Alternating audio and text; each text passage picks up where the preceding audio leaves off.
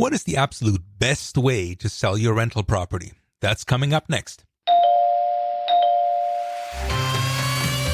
You're listening to the Bo Knows Real Estate Podcast.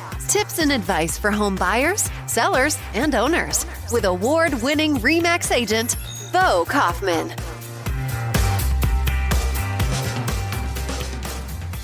Well, hello, everybody, and welcome to this episode of the Bo Knows Real Estate Podcast. The question today is, what's the best way? Not the only way, but what I think is the best way to sell your rental property.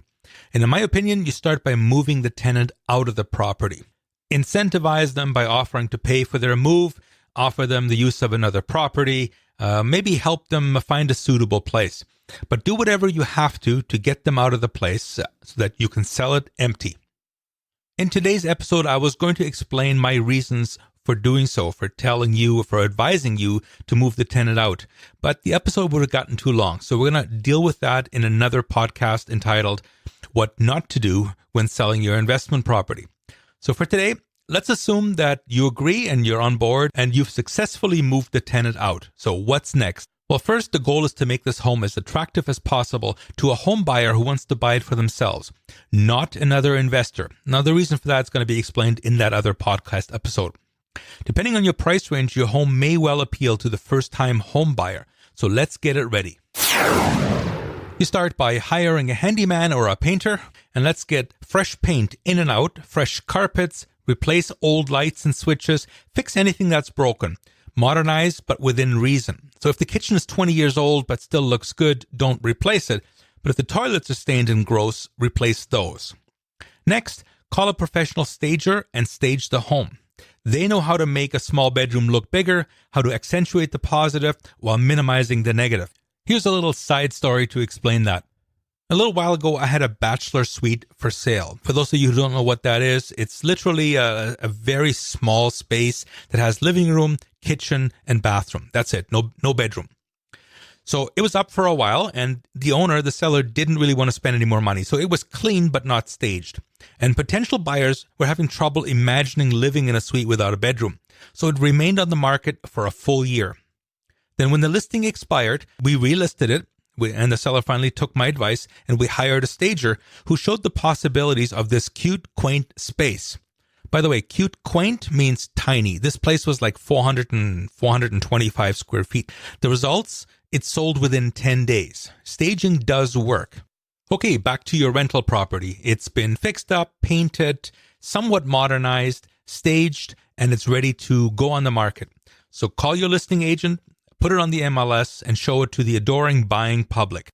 Now, you've spent a lot of time, money, and effort modernizing it, updating it, painting it, staging it.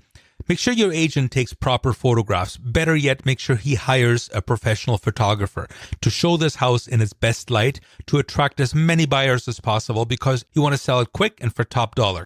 Now, I did say in the beginning that this isn't the only way to sell a rental property. In my opinion, it's the best way.